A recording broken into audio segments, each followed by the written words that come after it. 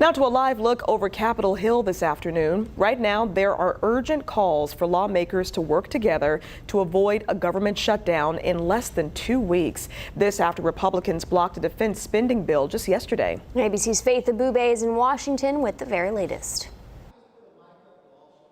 Republican House Speaker Kevin McCarthy scrambling to corral enough members of his own party to pass several spending bills as the clock ticks towards a potential government shutdown.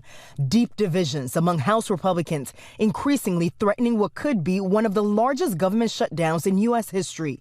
That is, if lawmakers are unable to approve new funding for government agencies by September 30th. It's not September 30th.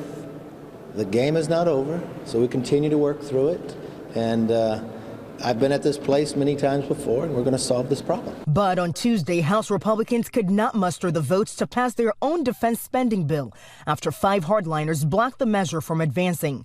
Lawmakers now have less than 2 weeks to pass 12 appropriation bills or approve a temporary funding patch called a continuing resolution to keep the federal government running. I thought the era of continuing resolutions was over. Ultra-conservative Republican lawmakers remain steadfast in their demand for deeper spending cuts and stricter border policies, both unlikely to pass the Democratic-controlled Senate or be signed into law by President Biden. The last thing we want to do is go backwards and have a shutdown. Overnight, the White House sounding the alarm about the financial and emotional hardship a shutdown would cause many Americans, including forcing as many as 4 million government workers, along with military troops and law enforcement agents, to work without pay.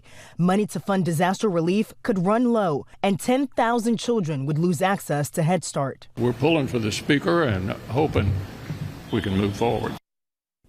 And while a shutdown would be devastating, essential government services would continue. Medicare, Medicaid, Social Security, and the U.S. Postal Service would not be impacted. But both Democratic and Republican lawmakers have said they want to avoid a shutdown.